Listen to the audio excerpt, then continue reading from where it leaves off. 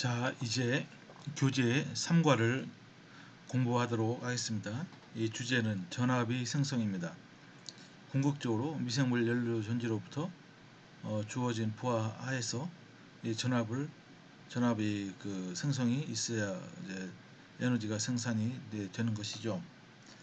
과연 그럼 어떻게 전압이 생성되는지 한번 차근차근 살펴보도록 하겠습니다. 미생물 연료 전지가 이용되기 위해서는 외부 회로를 통해서 전류가 흘러야 됩니다. 전류는 전압 차이가 생길 때 흐르게 되지요. 그래서 미생물 연료 전지에서의 전압이 어떻게 이제 디벨롭 되는지 이론적으로 살펴볼 필요가 있습니다. 근데 한 가지 이제 알아둘 것은 전류는 제한이 없지만은 전압은 연력학 법칙에 의해서 아주 엄격하게 제한이 된다는 그런 사실입니다. 실제 운전 시에는 우리가 이론적으로 계산한 것보다 매우 적은 전압이 이제 발생을 하게 되는데, 일반적으로 실제 운전 시 단일 셀에서 약 0.3 내지 0.7V의 그런 직류 전압이 만들어지게 됩니다. 따라서 이런 전압이 이제 걸리고 여기에 이제 외부 저항을 우리가 이제 붙이는 거죠. 외부 저항이라는 것은 우리가 쓰는 다양한 부하를 뜻합니다. 그래서 이 전압은 오음의 법칙에 의하면은 전류 곱하기 외부 저항값이 되겠습니다. 그리고 실제로 미생물 연료 전지를 우리가 그 성능을 평가하기 위해서는 이 전압으로 평가하는 것이 아니고 전력으로 평가합니다. 전력은 P 이제 파워라고 하는데, P는 전류 곱하기 전압 이게 되겠습니다. 또 우리가 오픈 서킷 볼티지라고 해서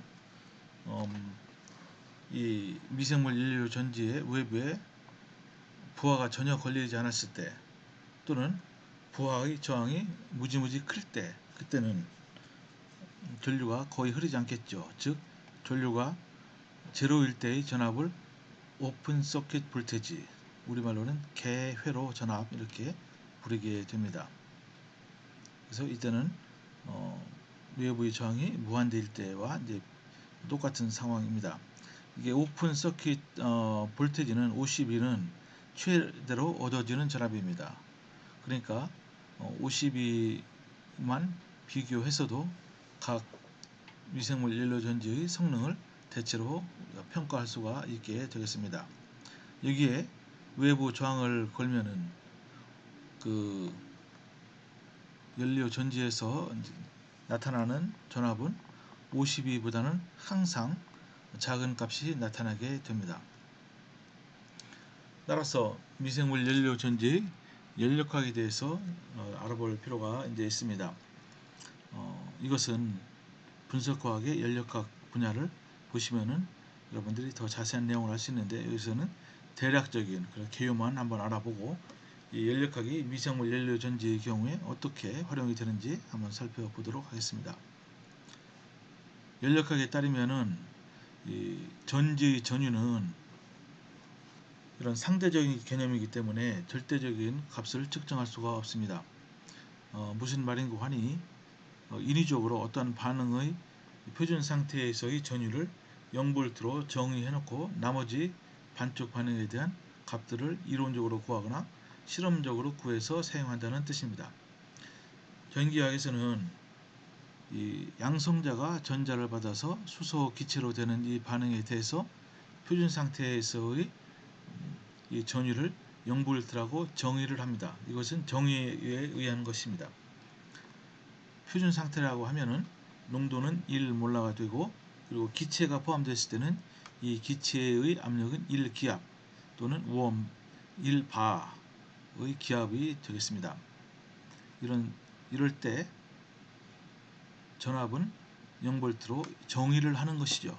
일단 이렇게 정의를 해놓고 다른 반쪽, 수많은 반쪽 반응에 대해서 우리가 실험적으로 구할 수도 있고, 아니면은 연력학 법칙을 통해서 이론적으로도 구할 수 있습니다. 이때 표준 상태는 농도가 1몰라고 그리고 압력은 1기압이기 때문에 실제 상황과는 사실 상당히 거리가 멉니다. 특히 이런 일반적인 반응에 있어서 반응물의 농도 또는 생성물의 농도가 1몰라인 경우는 사실은 거의 없죠. 그럼 어떻게 하느냐? 즉 농도가 달라졌을 때 이 전지의 전위가 어떻게 변하는지에 대한 이론적인 배경이 있어야 되겠습니다. 이제 그것을 말해주는 식이 네른스트 식이 되겠습니다.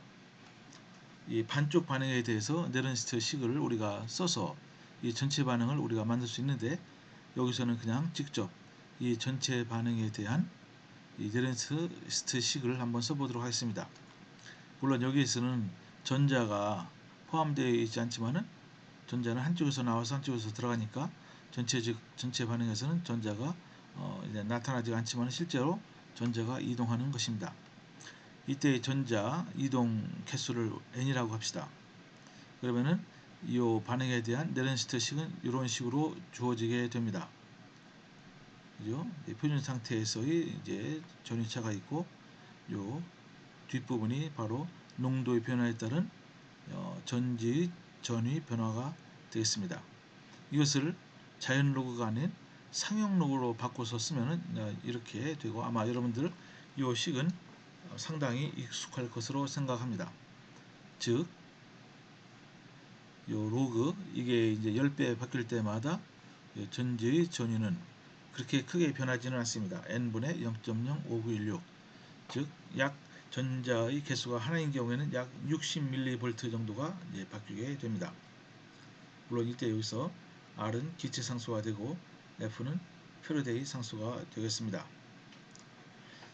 이 네른스트 식을 이용해서 우리가 표준 수소 전극의 전위를 한번 계산해 보도록 하겠습니다.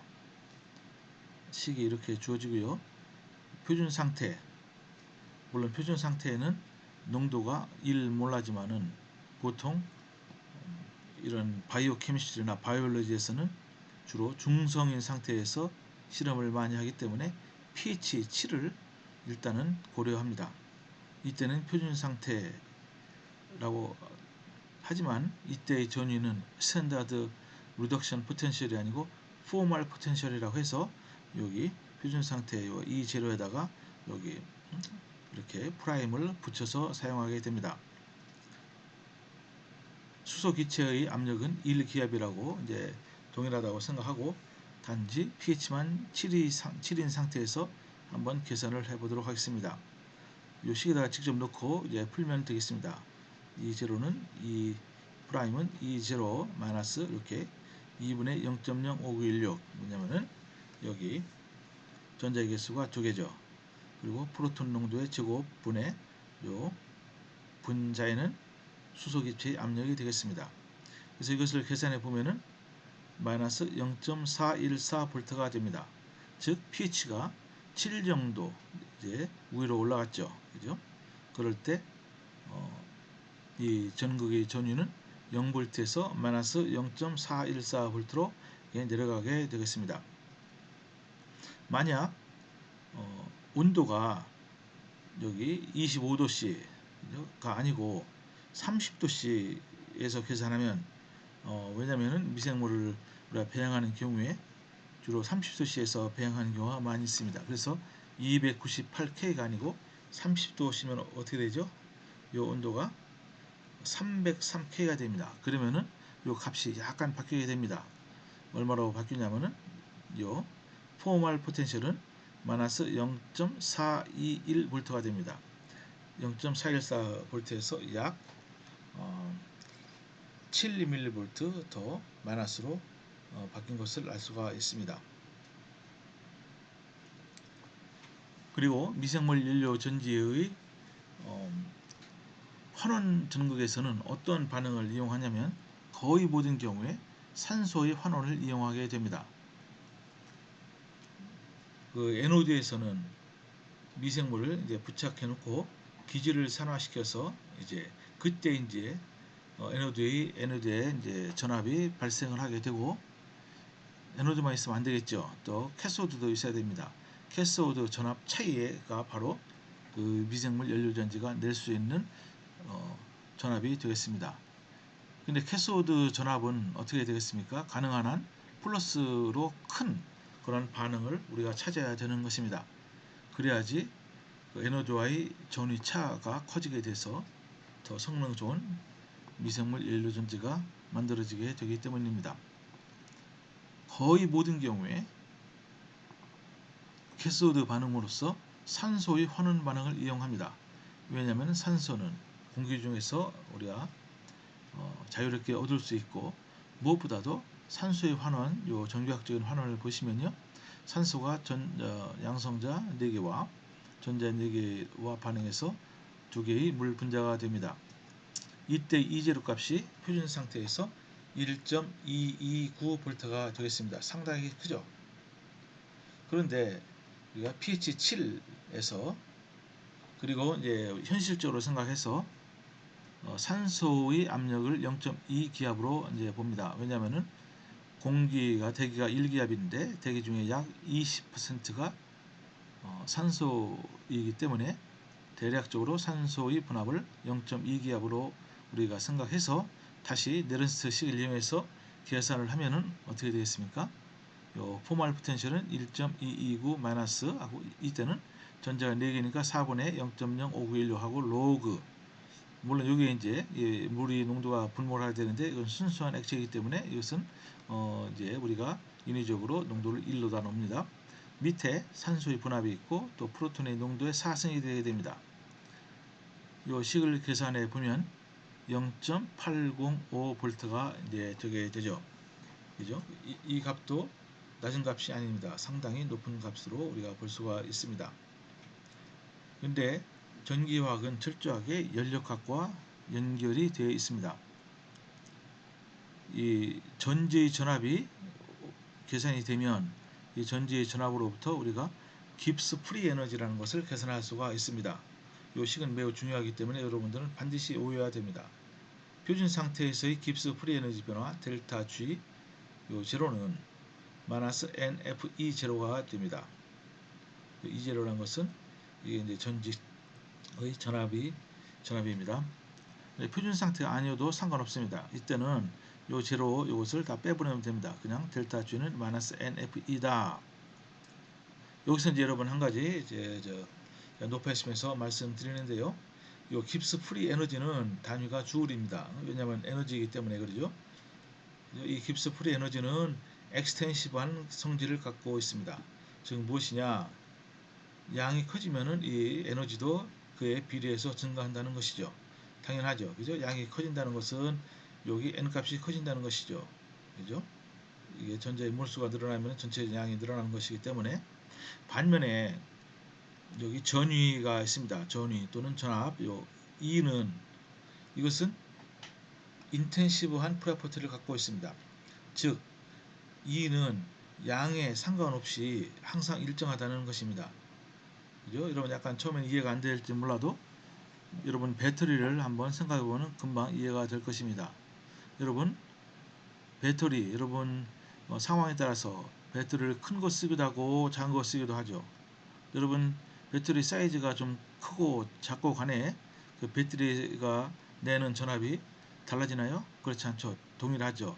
그 내부 구조가 같다면은 배터리 전압은 배터리 크기에 상관이 없습니다. 즉 그런 성질을 인텐시브하다고 그럽니다. 그러니까 이 깁스 프리 에너지에 관련된 이 식은 인텐시브한 성질과 엑스텐시브한 성질을 서로 연결해주는 아주 중요한 식이 되겠습니다.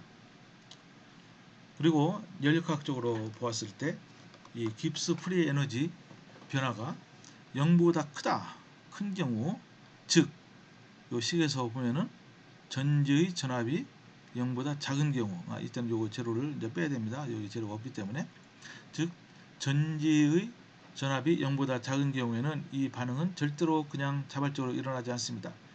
이것은 non-spontaneous reaction. 그러니까 반응이 가만 놔두면 일어나지가 않습니다. 외부에서 어떤 에너지를 투여해야지 반응이 일어나게 됩니다. 반면에 깁스 에너지의 변화가 0보다 작은 경우, 즉 요 셀 포텐셜 전지의 전압이 0보다 큰 경우에는 반응이 자발적으로 일어나게 됩니다. 그래서 연료 전지의 경우에는 반드시 델타 G가 0보다 작게 되어 있습니다. 그렇지 않으면 연료 전지라고 우리가 말을 할 수가 없는 것이죠. 근데 우리는 여기서 실제로 이렇게 깁스 프리 에너지를 따지는 것이 아니고 이 전지의 전위, 전압을 지금 살펴보고 있습니다. 즉 연료 전지의 전압은 어떻게 구해지느냐? 연료 전지가 내는 이 EMF는 기전력을 뜻합니다. 일렉트로모티브 포스라고 하는데 이것은 캐소드의 전위에서 에노드의 전위를 뺀 값을 뜻하게 됩니다. 이것은 연료 전지뿐만 아니고 모든 종류의 그런 전기화학 셀에 다 해당이 되는 식이 되겠습니다. 자, 그럼 먼저 산화 전극에 대해서 한번 살펴보도록 하겠습니다. 산화 전극, 영어로 말하면 에노드죠. 여러분 에노드를 양극이라고 외우면은 곤란한 경우가 생깁니다. 절대로 그렇게 외우지 말기 바랍니다. 지금 대한학교에서는 용어를 정리를 했는데 에노드를 산화 전극이라고 이렇게 정의를 합니다. 왜냐하면은 에노드는 산화가 일어나는 전극이기 때문에 우리 한글로 정의할 때 산화 전극이다, 양극이다 그렇게 하면은 나중에 혼동이 생기는 경우가 있으니까 반드시 산화 전극이다 이렇게 외우시는 게 좋습니다. 즉 에노드에서는 기질의 산화 반응이 일어납니다. 많은 경우에 아세테이트를 기질로 사용해서 연구를 많이 합니다. 아세테이트가 이제 미생물에 의해서 이제 흡수가 돼서 그 내부에서 산화가 됩니다. 완전 산화의 경우를 가정하면은 요 아세테이트는 뭘로 됩니까? 여기 이 바이카보네이트인데 여기서 여러분들이 프로톤만 제거하면은 이것이 CO2가 됩니다. 그죠? CO2예요. 그러니까 완전 산화가 되면은 이제 이산화탄소가 발생합니다. 마치 여러분들이 전기화학적인 산화가 아니고 아세테이트라는 그 물질을 그냥 불을 붙여서 다 태워버리는 경우에도 이산화탄소가 나오죠. 그것과 똑같습니다. 단 여기서 틀린 것은 이 아세테이트가 이제 전기화학적으로 산화되는 것입니다. 그러면 이렇게 하나의 아세테이트 이온이 산화돼서 두 개의 바이카보네이트가 되고 이때 9개의 양성자와 8개의 전자가 발생을 하게 됩니다. 실제로 위 반응이 일어나지만은 실제 계산에서는 환원 반응 형태로 가정하여 전압을 계산하게 됩니다. 여러분 분석과학의 책에 보면은 모두다가 다 환원 형태를 쓰고 캐소드 반응에서 에노드 반응을 빼면은 그러면은 우리가 올바른 결과를 얻을 수가 있습니다. 그죠? 그러니까 이것은 물론 산화가 되니까 이게 전자가 오른쪽에 나오지만은 실제로는 환원 형태로 우리가 생각해서 에노드의 이 산화전극의 전위를 계산하고 나중에 캐소드의 그 전위로부터 빼면은 됩니다. 그죠? 그렇게 해야지 헷갈리지가 않습니다. 잘 보세요. 그러니까 실제 계산할 때는 네런스 식을 적용을 할 때는 이렇게 환원 형태로 일단 써놓고 적용을 한다 이겁니다. 요것의 역반응을 쓰면 어때요? 그렇더라도 요 이제로 값은 절대로 바뀌지 않습니다. 여러분 한 가지 높아심에서 말씀드리는 것은 이렇게 환원 형태로 썼을 때 요 바이카보네이트가 양성자와 전자를 받아서 이렇게 아세테이트로 환원이 됐을 때 표준 상태의 전위가 0.187V입니다. 그러면은 이렇게 이게 아세테이트가 산화가 되면은 요 전압은 얼마냐? 많은 학생들이 저도 예전에 그랬습니다만은 이게 마이너스 0.187V라고 잘못 생각하고 있는데 그것은 잘못입니다. 어떻게 쓰든 간에 이제로 값은 절대로 바뀌지가 않습니다. 자, 그럼 한번 현실적인 상황을 가정해서 요 값을 구하도록 하겠습니다. 즉 아세테이트가 1g/L 즉 이것을 우리가 이제 ppm으로 따지면은 1000ppm이 되겠습니다. 1리터는 약 1000g이기 때문에 1g은 1000분의 1 그죠? 그러니까 1000ppm이 되죠. 근데 실제 요 계산을 하기 위해서는 이렇게 ppm이 아니고 몰 농도로 계산해야 됩니다. 이것은 16.9 밀리몰라가 되겠습니다. 그리고 현실적으로 요 바이카보네이트 농도를 5 밀리몰라로 일단 이렇게 보고합니다. 그래서 한번 계산해 보도록 합니다. 요 에노드의 포텐셜은 요 표준 상태에서 요 값 0.187하고 마이너스 전자가 8이죠. 8분의 0.05916 곱하기 로그 하고 요 식을 환원 형태를 이렇게 우리가 네런스 식에다가 집어넣고 계산을 합니다. 이때 한 가지 여러분 헷갈리면 안 되는 것이 여기서 밀리몰라가 있지만 실제 여기서 계산할 때는 몰라로 바꿔야 됩니다. 그러니까 16.9mm는 0.01969 그리고 이것은 5mm는 0.005 이렇게 해서 계산을 해 보면은 어떻습니까? pH 7인 경우 그리고 이런 농도의 아시테이트 용액인 경우에는 그 산화 전극의 포텐셜이 마이너스 0.300V가 됩니다. 원래 이제 표준 상태에서보다 상당히 마이너스로 이동을 했죠. 여러분 이 값을 지금 잘 기억해 놓기 바랍니다. 자, 요 표 3.1을 보면은 먼저 이렇게 이거는 에노드와 캐소드의 반응, 가능한 에노드와 캐소드 반응에 대해서 보이고 있습니다.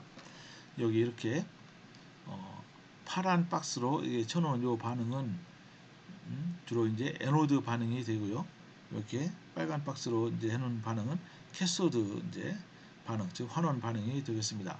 여기 보시면 알겠지만은 에노드에서는 산화 반응이 일어나지만은 일단 표준 우리가 표기법에 의해서 일단 환원 형태로 일단 다 이렇게 써 놓았습니다. 그죠? 한번 어떠한 그 산화 반응이 쓰여지는지 한번 보도록 합니다. 금방 봤듯이 요 아세테이트를 산화시키는 반응이 하나 있고요. 또 역시 이것도 마찬가지입니다. 아세테이트가 산화되는 반응. 또 이것은 아세테이트 대신에 우리가 기질로 뭘 쓸 수 있습니까? 뭐 다양한 유기물을 쓸 수가 있습니다. 이 경우에는 글루코스, 즉 포도당을 쓴 경우 이때는 탄소의 개수가 훨씬 많기 때문에 여기에 완전 산화가 되면은 나오는 전자의 개수도 더 많아지게 됩니다. 잘 보세요. 만약에 이제 산화 반응에 수소 자체를 쓰게 되면 어떻게 됩니까? 이때는 물론 표준 상태에서는 0V지만은 pH 7인 경우에 이 형식 전유는 마이너스 0.414V가 이제 되겠죠. 또 아시테이트의 경우에는 표준 상태에서는 아까 봤듯이 0.187V이지만은 이런 조건에서는 금방 우리가 봤듯이 마이너스 0.300V가 되게 됩니다. 그죠? 근데 만약에 이 농도가 좀 달라지면은 즉 아세테이트 농도와 요 바이카보네이트 농도가 동일하게 5mm몰라인 경우에는 요 값이 여기 마이너스 0.300에서 약간 좀 커집니다. 마이너스 0.296V가 이제 되겠습니다. 반면 다음에 다시 보겠지만은 환원 반응에 쓰이는 여러 가지 물질들이 있습니다. 여기 산소가 대표적인 경우죠. 이때는 이질 값이 상당히 큽니다. 1.229V 그리고 표준자 pH 7에서 포멀 포텐셜은 이렇게 0.805V 이렇게 됩니다. 이 경우는 이제 물까지 완전히 이제 환원이 되는 경우고 이게 이제 완전 환원이 아니고 중간 정도 환원이 되는 경우 즉 과산화수소로 환원된 경우에는 어떻습니까? 더 작죠. 그죠? 그래서 이제 우리가 산소 환원 반응을 이용할 경우에는 가능한 한 우리가 산소를 완전 환원시켜서 물까지 보내도록 하는 것이 매우 중요합니다. 그리고 나머지 여기 또 환원 물질로 쓰여지는 몇 가지 중요한 물질들이 있습니다. 그 중에 하나가 페리사이나이드. 페리사이나이드는 아주 환원이 잘 됩니다. 그러니까 초창기 미생물 연료전지를 개발하던 사람들은 이 환원 물질로 산소 대신에 페리사이나이드를 썼어요. 그래서 페리사이나이드는 전자를 받아서 페로사이나이드로 됩니다. 그렇지만 이것은 애석하게도 이 표준 환원 전위가 0.361V가 됩니다. 이 전위는 pH가 바뀌지가 않아요. 왜냐하면 이 반응에 프로톤이 관여를 하지 않기 때문에 pH가 7로 바뀌어도 이 전위는 0.361V로 그대로 유지가 되게 됩니다. 또는 만약에 메탈 옥사이드를 우리가 이 환원 전극으로 써서 이 옥사이드를 이 자체를 환원시키는 경우도 있습니다. 예를 들어서 망가니스 다이옥사이드인 경우에는 어떻죠? 이게 표준 상태에서는 1.229V가 이제 되고요. 만약에 망간 이가 이온의 농도가 5mm몰라인 경우, 즉 pH 7에서는 0.470V로 대폭 낮아지게 됩니다. 그죠? 또는 펄망가네이트 이온도 쓰는 경우가 가끔 있습니다. 그죠? 이 경우는 워낙 이것은 강산화제이기 때문에 이 표준 상태에서의 전위가 상당히 높죠. 그죠? 그래서 pH 3.5인 경우에도 1.385V로 상당히 높습니다. 그렇지만 이것을 써야만 되는 그런 특별한 경우를 우리가 반드시 찾아야 됩니다. 왜냐하면 페리사이나이드도 그렇고 망가니스 다이옥사이드, 펄망가네이트 아이온 이런 것들은 우리가 공짜로 얻을 수 있는 물질이 아니기 때문에 그렇습니다. 반면에 산소는 대기로부터 우리가 마음껏 얻을 수가 있기 때문에 이 산소를 쓰는 대부분의 경우에 산소를 환원 물질로 쓰게 됩니다. 반면에 철 3가 이온 자체를 또 쓰는 경우가 있어요. 이 전자를 받아서 철 2가로 됩니다. 이것도 역시 pH에 따라서 이제 포텐셜이 변화가 없죠. 왜냐하면은 여기 프로톤이 관여하지 않기 때문에 이제 그렇습니다. 자, 요 한번 그림을 보십시오. 이게 매우 중요한 그림인데 미생물 연료전지의 포텐셜 변화가 여기 이제 그림으로 잘 나와 있습니다. 이것은 요 논문에서 이제 따온 것입니다. 잘 보세요. 미생물 연료전지 우리가 이론적인 값하고 실제로 어떠한 그런 이 효과 때문에 얻어지는 전압은 그것보다도 작게 나오는지를 여러분들이 잘 알 필요가 있습니다. 잘 보시면요. 여기 이제 미생물 연료전지라고 하고 중간에 일단 막이 있다고 생각을 합시다. 왼쪽은 주로 에노드, 오른쪽은 캐소드 이렇게 얘기합니다. 그리고 외부에 이렇게 어떤 부하를 건 상태가 되었습니다. 여러분 한 가지 분명히 알 것은 전지의 전위는 어떻게 된다고 그랬죠? 캐소드의 전위에서 에노드의 전위를 뺀 것입니다. 그럼 이용은 어떻게 되겠습니까? 캐소드의 전위는 바로 이거죠. 전극 표면에서 산소가 환원이 돼서 물로 되니까 바로 이 주어진 조건에서 산소가 물로 환원되는 전위가 되겠죠. 그죠? 이건 문제가 없습니다. 근데 약간 에노드의 경우에는 여러분들을 좀 생각을 해봐야 됩니다. 잘 보세요.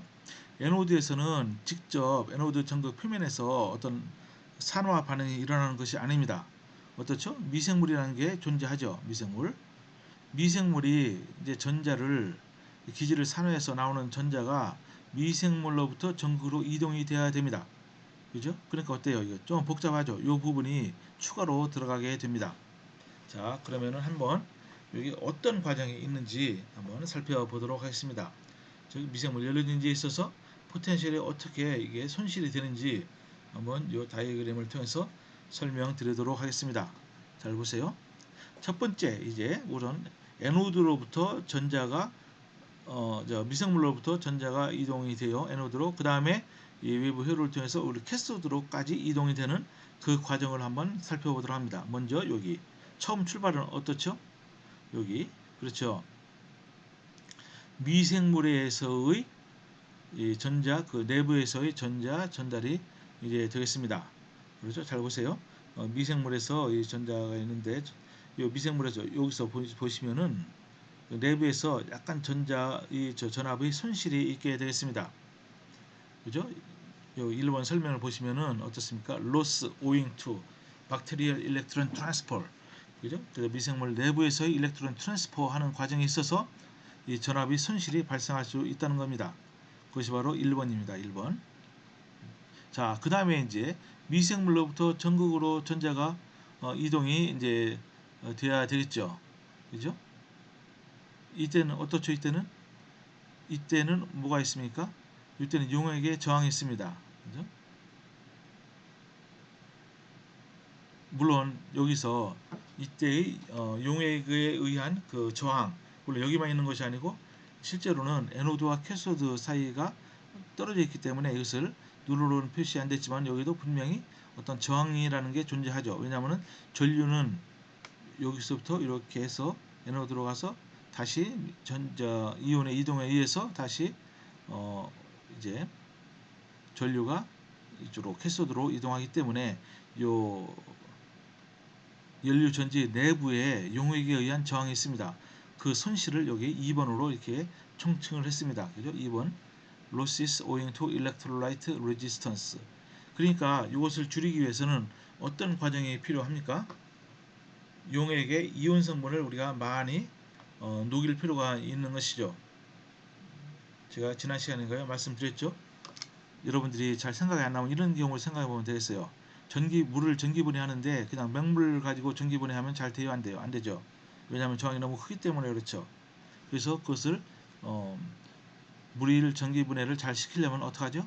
거기에다가 이온 성분을 많이 넣습니다. 그죠? 소금물은 훨씬 더 일반 그냥 맹물보다 이제 용해의 저항이 작기 때문에 전기분해가 잘 되죠. 그죠? 어쨌든 이렇게 두 번째 이 로스, 이것은 전해질 용액의 저항에 따른 이 손실이 되겠습니다. 그 다음에 이제 드디어 요 3번으로 왔습니다. 그죠? 3번으로 왔어요. 전자가 이제 에노드에 이제 딱 도착을 했습니다. 그 3번의 손실은 거의 없죠. 이것은 왜냐하면 losses at the anode, 전극 자체가 좋은 컨덕터면은 이때는 저항이 거의 없기 때문에 전극 자체에서의 손실은 사실 크지가 않습니다. 그죠? 우리가 보통 보면은 금속 전극을 많이 쓰죠. 또는 탄소 전극도 많이 씁니다. 물론 탄소 전극은 일반 금속에 비해서 저항이 크긴 하지만은 실제로 요 나머지 요 저항에 비해서는 상당히 작습니다. 그러니까 사실은 전극 자체에 의한 손실은 사실은 거의 없다고 봐야 됩니다. 그죠? 잘 보십시오. 그러면 일단 이 전자가 전극에 왔어요. 그 다음에 어떻게 합니까? 외부 회로를 통해서 이쪽으로 캐서드 쪽으로 이동하죠. 그죠? 이때 그러니까 요 에노드가 나타내는 이 전위가 있습니다. 바로 그때의 전위를 여러분 잘 기억해 놓기 바랍니다. 이때의 전위. 그죠? 그런 다음에 전자가 쭉 외부 회로를 통해서 이동해요. 근데 이때 지속적으로 쭉 길게 이렇게 이 전압 손실이 있습니다. 잘 보세요. 4번. 이것은 어떤 손실이냐? Losses at the MFC resistance. 그죠? And membrane resistance losses. 이때는 여기 멤브레인에 의한 손해를 포함해서 이것은 말이죠. 실제로는 여기 요 끝에 여기 보시면은 전자가 이제 드디어 캐소드에 딱 도착을 하죠. 그때 캐소드의 전위가 여기 나오게 됩니다. 그죠? 이때 즉 3번과 5번 사이 요 차이가 바로 이 미생물 연료전지가 낼 수 있는 실제적인 전압이 되겠습니다. 그죠? 무슨 말인지 아시겠죠? 그죠? 요게 아니에요, 여러분요. 여기 1번이나 2번이 아닙니다. 왜냐면은 이 전지의 전위는 캐소드의 전위, 즉 전자가 딱 캐소드에 도달할 때 그때의 전위, 그리고 전자가 에노드를 떠날 때 그때의 전위, 그 차이가 되겠습니다.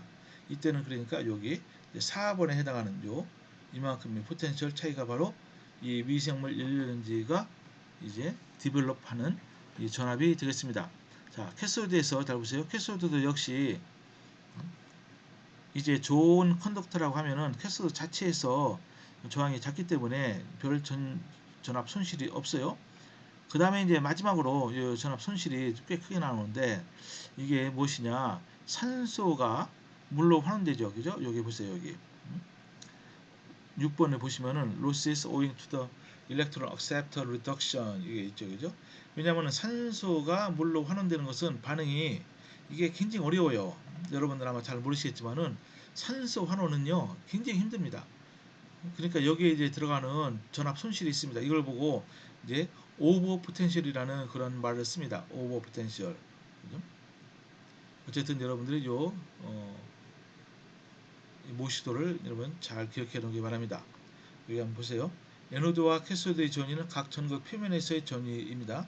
실제로 얻어지는 전압은 전극 반응의 과전위, 용액의 저항에 의한 손실 등을 고려해야 된다. 이것은 이제 교과서에 나오는 그런 식인데요. 보세요. 이때 얻어지는 전위는 요거죠. 이만큼, 요 V. 여기서는 EMF라고 이제 적었습니다. 이것은 캐소드의 전위 마이너스 에노드의 전위, 그죠? 근데 여기서 우리가 과전위는 별로 그렇게 얘기를 안 했어요.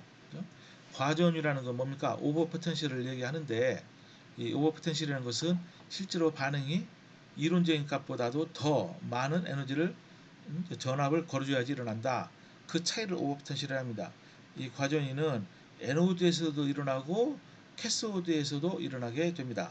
그 다음에 전체적인 용액의 저항을 우리가 또 거기다 곱하기 전류한 값을 이렇게 빼줘야 됩니다. 그죠? 그러니까 이러한 여러 손실 요건 때문에 사실은 우리가 이론적으로 계산한 것보다도 실제로 얻어지는 이 전압은 상당히 작습니다. 그죠? 여기 한번 예제를 한번 들어보겠습니다. 에노드에서 기질이 산화되면서 양성자가 생성되면 pH가 감소하죠. 그러나 완충 용액을 사용하면 pH 변화를 상당히 방지할 수가 있습니다. 1g/L 즉 1000ppm의 아세테이트를 기질로 사용했을 때 첫 번째 pH가 변하지 않을 때, 그리고 두 번째 pH가 변할 때 기질의 산화 정도에 따른 에노드 포텐셜의 변화를 예측하라 이겁니다. 그죠? 먼저 한번 1번 한번 경우를 볼까요? 물론 이제 pH는 처음에 7로다가 가정합니다. 거의 모든 경우에 항상 중성인 상태에서 우리가 실험을 하게 됩니다. 그래서 우리가 네른스트식을 쓰면 돼요. 에노드 반응은 아세테이트 산화하기 때문에 이렇게 아세테이트가 산화돼서 이렇게 바이카보네이트가 되는 반응을 이용합니다. 요 네른스트식이 이렇게 주어지죠. 그죠? 이때 이제 요 값을 구해야 되는데 잘 보십시오. 아세테이트가 산화되지 않았을 때는 어때요? 이게 산화되지 않았을 때는 바이카보네이트의 농도가 이거는 없죠. 그죠?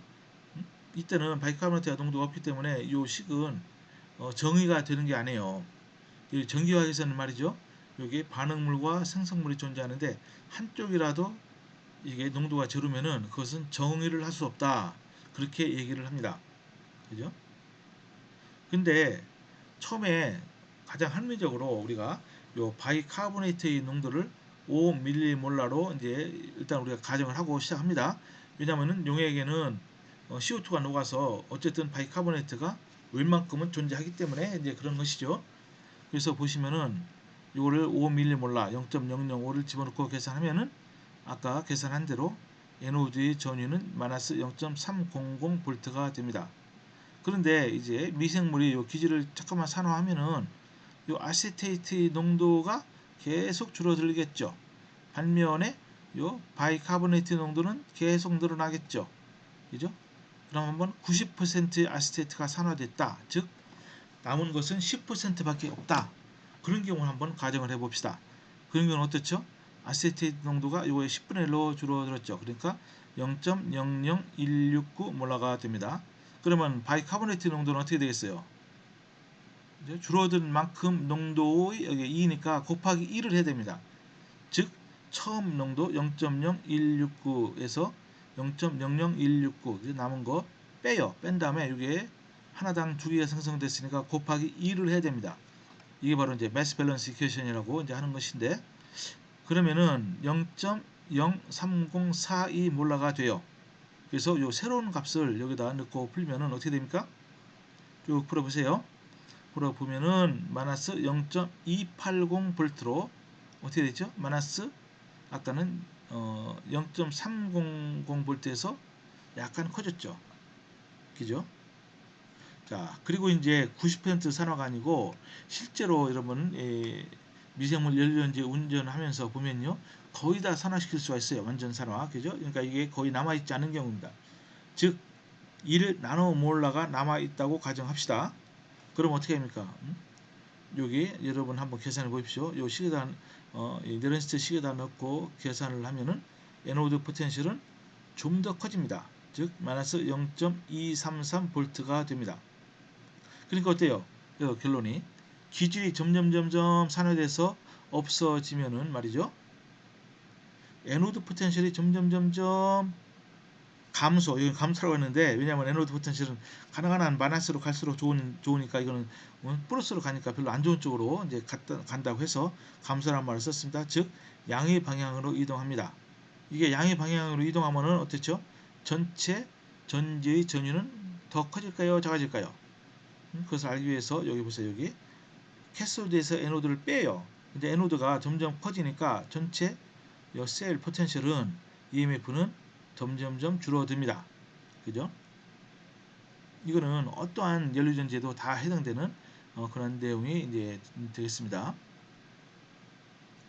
근데 이제 두 번째, 이제 여기서는 우리가 용액의 pH, 이 프로톤 농도는 12-7승 몰라로 이거는 고정을 시켜 놨습니다. 즉 버퍼를 사용하는 경우에 그렇죠.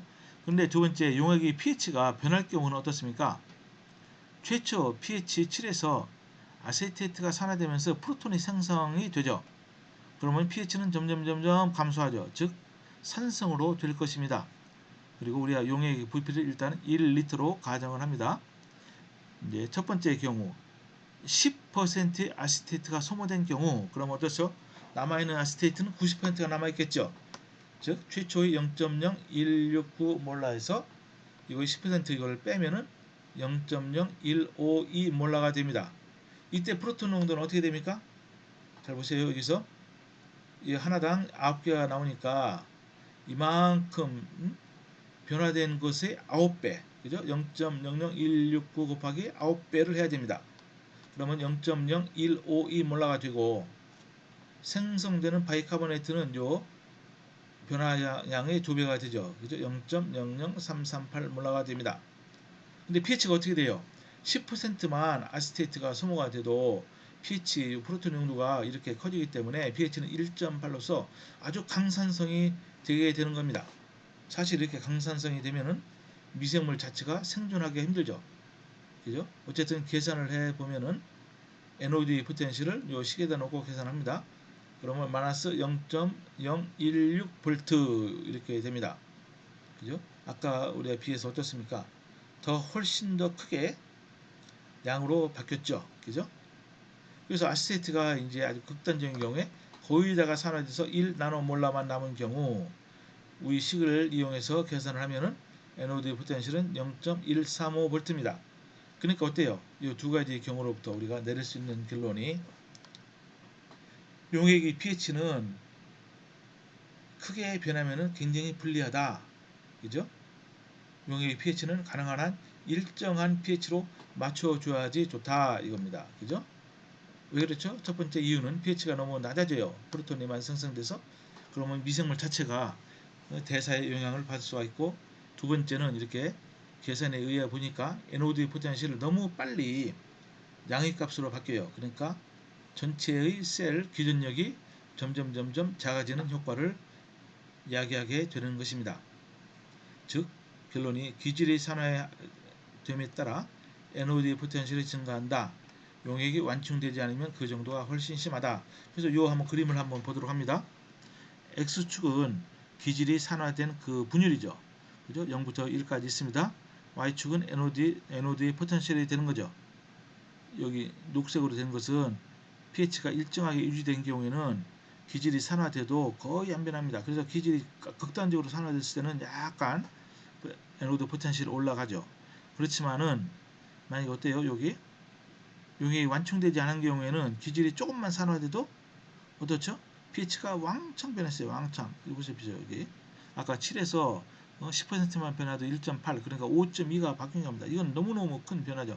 그런 다음에는 별로 변하지 않지만은 어쨌든 완충 용액이 필요하다 이거죠. 그죠? 이런 아주 중요한 결과를 우리가 얻을 수가 이제 있습니다.